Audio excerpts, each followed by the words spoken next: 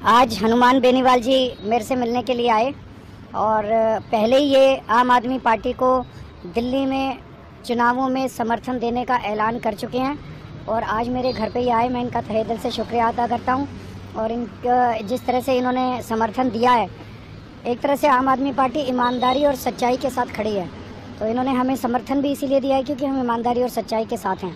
मैं इनका तहे दिल से शुक्रिया अदा करता हूँ। अभी बाई इलेक्शन राजस्थान के अंदर किया, इसलिए मेरे दिल्ली प्रांत के तमाम जाट समाज के मेरे छोटे भाइयों से, जाट समाज के साथ साथ तमाम, मैंने अग्निवीर के लिए बड़ी रैलियां करी, 2 राजस्थान की बड़ी रैलियां।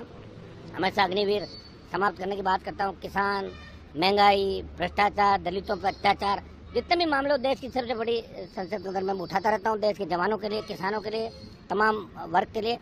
तो मैं मेरे समाज, जाट समाज के नौजवानों से अपील करता हूँ, दिल्ली प्रांत के अंदर हनुमान बेनीवाल आपकी लड़ाई लड़ रहा है, प्रयास कर रहा है।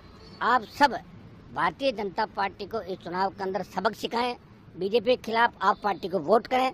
केजरीवाल जी निश्चित रूप से हमारी लड़ाई लड़ेंगे, हम सब लोग लड़ रहे हैं। पंजाब में लड़ाई चल रही है, राजस्थान में लड़ रहे हैं, और भी लोग लड़ रहे हैं। और मैं धन्यवाद दूंगा केजरीवाल जी का कि आज दिल्ली के अंदर हमेशा इनके घर से मुश्किल से 2-3 किलोमीटर प्रधानमंत्री का आवास होगा और वहाँ से उठते ही सुबह रोज ये किया जाता है कि किस तरह केजरीवाल जी को हम दूर करें।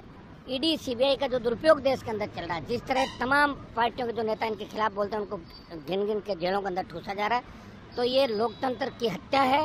और इसीलिए आरएलपी पार्टी, इंडिया अलायंस के अंदर हम साथ हैं, आप पार्टी के साथ, लेकिन हम केजरीवाल जी की नीतियों से प्रभावित होकर इन्होंने जो काम किया दिल्ली के अंदर, और प्रत्येक व्यक्ति का दिल जीता। हम टैक्सी में जाते हैं या रेलवे स्टेशन जाते हैं, कहीं भी जाते हैं, कोई खड़ी वाला, चाय वाला, कोई भी व्यक्ति ठेले वाला, वो एक ही बात कहता है कि आप पार्टी की सरकार। ये निश्चित रूप से भारतीय जनता पार्टी इस तरह यह प्रकरण साम दाम दंड वैसे चाहेगी कि आपको सत्ता से बाहर करें।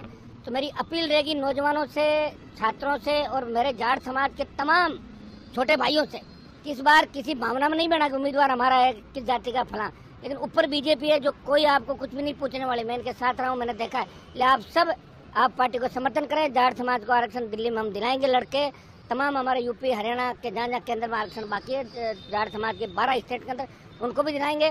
पहले भी आपके लिए लड़े थे, आगे भी लड़ेंगे। ये लड़ाई बड़ी है और बड़ी लड़ाई में दिल्ली के अंदर आप पार्टी की सरकार बनना आवश्यक है, नहीं तो लोकतंत्र खत्म हो जाएगा। ये मैं अपील दिल्ली प्रांत के तमाम सर्व समाज और मेरे भाइयों से करना चाहता हूँ। बहुत बहुत केजरीवाल जी को धन्यवाद।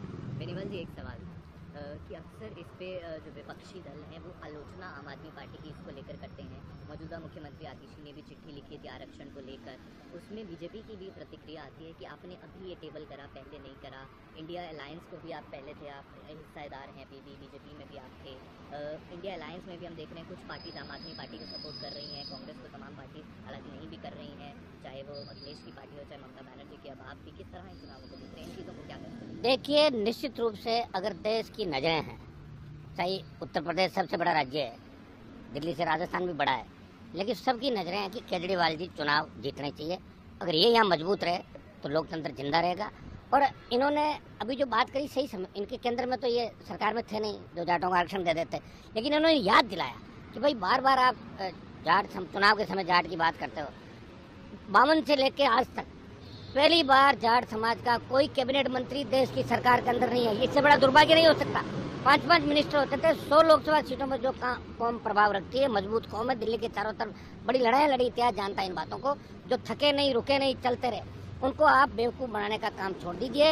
इन्होंने सही वक्त पे बात याद दिलाई, पहले भी समय समय भी याद दिलाते। मैं तो इनसे खूब चर्चाएं होती थी, ये कहते थे, लेकिन आरक्षण देना इनके हाथ में नहीं, क्योंकि केंद्र में आरक्षण प्रधानमंत्री देंगे। तो इन्होंने और चूंकि इंडिया अलायंस के अंदर होते हुए कांग्रेस ने अभी उपचुनाव राजस्थान में लड़े, भाजपा से हाथ मिला, लेकिन कांग्रेस के कुछ नेता पेपर लीक के अंदर आरोपी थे। बीजेपी ने कहा आपको गिरफ्तार करेंगे, उन्होंने कहा गिरफ्तार मत करो, हम जो कहेंगे कर देंगे। तो भजन लाल जी को बचाओ, तो साहब 7 में से 5 सीट हमें जीता दो, तो 4-4 हज़ार वोट लेके कांग्रेस वहाँ खत्म हो गई।